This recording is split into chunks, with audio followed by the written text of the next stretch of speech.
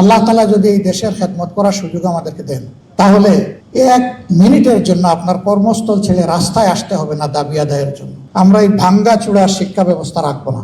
আমার মেরুদণ্ড নাই তো আমি দাঁড়াবো কিভাবে? ভাই, আপনি উপরের দিকে উঠেন, আরেকজনকে লাথি মেরে নিচে নামাইয়েন না, তাকে তার জায়গাটা দেন। আপনার জন্য দোয়া করে আপনি উঠতে থাকেন উপরের দিকে, জাতিকে আপনি দিতে থাকেন, আর ওই লোকটাকেও তার মতো দিতে দেন। আমরা আপনাদেরকে কথা দিচ্ছি, ইনশাআল্লাহ আল্লাহ তাআলা যদি এই দেশের খেদমত করার সুযোগ আমাদেরকে দেন, তাহলে এক মিনিটের জন্য আপনার কর্মস্থল ছেড়ে রাস্তায় আসতে হবে না দাবি আদায়ের জন্য। ইনসাফের ভিত্তিতে যার যেটা পাওনা সেটা তার হাতে তুলে দেওয়া হবে। আমাদের কমিটমেন্ট বেসিক তিনটা। নাম্বার 1, আমরা এই ভাঙ্গা চূড়ার শিক্ষা ব্যবস্থা রাখবো না। এখানে প্রথম ফোকাস আমাদের, ফার্স্ট অ্যাটেনশন। আমার মেরুদণ্ড নাই তো আমি দাঁড়াবো কিভাবে? আমি বসবো কিভাবে?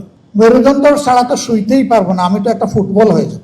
প্রথমে মেরুদণ্ডেই চিকিৎসার জন্য হাত দিতে হবে। এখন কেউ যেন আবার অপপ্রচার না করে যে উন্নয়নের শিক্ষা বাদ দিয়ে এখন শুধু হাদিস কোরআনের শিক্ষা দেওয়া হবে। আরে ভাই, হাদিস কোরআনের ভিতরেই তো সব উন্নয়ন আছে, এবং এটাকে সাপোর্ট করতে গিয়ে দুনিয়ার যত উন্নয়নের শিক্ষা সব ইনকর্পোরেট করা হবে ইনশাআল্লাহ। আমরা শুধু যে শিক্ষা মানুষের মধ্যে অনৈতিকতা সৃষ্টি করে, মানুষকে করাপ্ট বানায়, মানুষকে একটা ইতর প্রাণী বানায়, আমরা ওই শিক্ষা দেব না।